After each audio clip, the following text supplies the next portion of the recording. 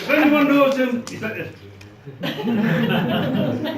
He was a guy who was in an Apple shop in Bath, and I was looking at an iPhone or something, and he went, "Bloody hell, Gary Speeds died." I said, "Oh, do you know that?" you never get, how the bloody hell you got pregnant? I don't know.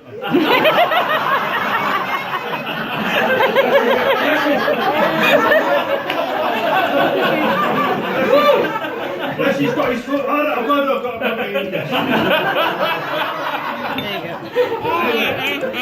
Yeah, we're laughing. Anyway, I think he's a lovely guy. And by the way, superb movement to get the Rugby World Cup theme tune into the bloody wedding. I never heard of the hymn before, but I recognise the song. So well done. As an ex-fellow sportsman.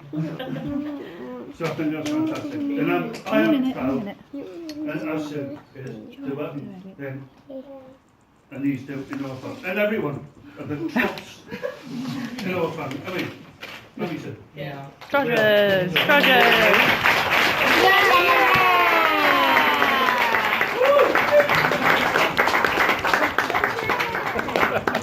Sorry, I made him cry. I don't know if that's a good thing. Good egg. I think he's being there's a trim, but he's alright. I'm going to keep it short, as I said. I'm rubbish at public speaking. What were we going to say? Oh yeah, time.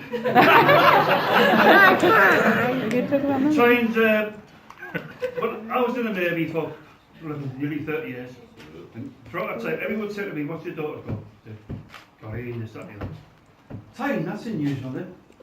But it came about in an unusual way. I'll just tell you how it happened. Sue was, me and Sue, we were at Colleen, didn't we? And she was pregnant with twins. She was on the, literally on the, what do you call it, table or whatever you call it?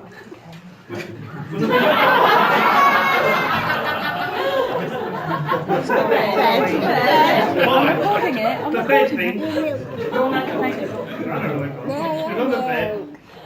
And she was about 3 minutes away from giving birth. And we had a boy's name and a girl's name picked. And she says, "What happens if we had 3 girls?" I said, "No one has 3 girls on the trot." You know, don't know. Have a chat with her. She says, "What happens if we have 3 girls?" I said, "For God's sake."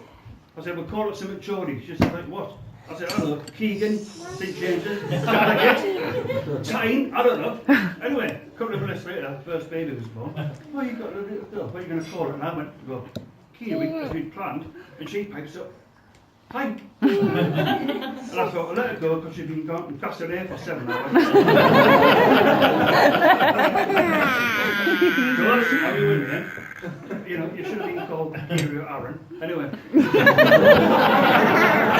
It's all very well in Plymouth. You walk around calling your daughter Tyne in Plymouth, or that way we used to do, which is fine. When you go to Gateshead, which I don't know, does anyone know the Metro Centre in Gateshead? Yay! Well, it's got full of Geordies and all the river bloody Tyne. When she goes toddling, you know, we've got small kids to look after, and she goes toddling off somewhere. I say, "Where's Tyne? Tyne?" And I'll shout, "Tyne!" at the top of your voice. Everyone bloody poos himself and looks at me because I think it's a bloody tsunami.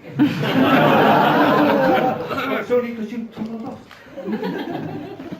Well, anyway, what I'm getting to is a proud Geordie myself. Couldn't be prouder of Tyne. Yay! Sophie Bassett!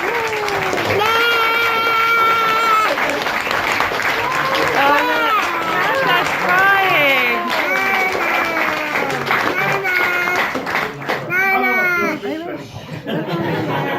Hold on, hold on. And I've got here, that's all I'm going to say. I couldn't be prouder. She's beautiful. He's such a fancy. Oh. And Sue told me, I was away at sea, you know, not being a pirate, I was in the Navy. And Sue told me that she'd Tyne wanted to put makeup on the age of 6 or something. And she Sue said, "You can't put makeup on that age, it's ridiculous." Anyway, she heard Sue's mum say she had screams coming up saying, "Tyne, put her own own eyeshadow on with Colgate toothpaste. Obviously, rush Sibley Hospital, somewhere around. And I don't know what whoever put your Colgate toothpaste on today made a really good job. Really lovely. And apparently I'm supposed to, I don't know, do I choose bride and groom or Diane and Andrew? Diane and Andrew. Diane and So Andrew. which is the bride and groom? So, welcome to the family and have a pretty good night. Bride and groom. Yay.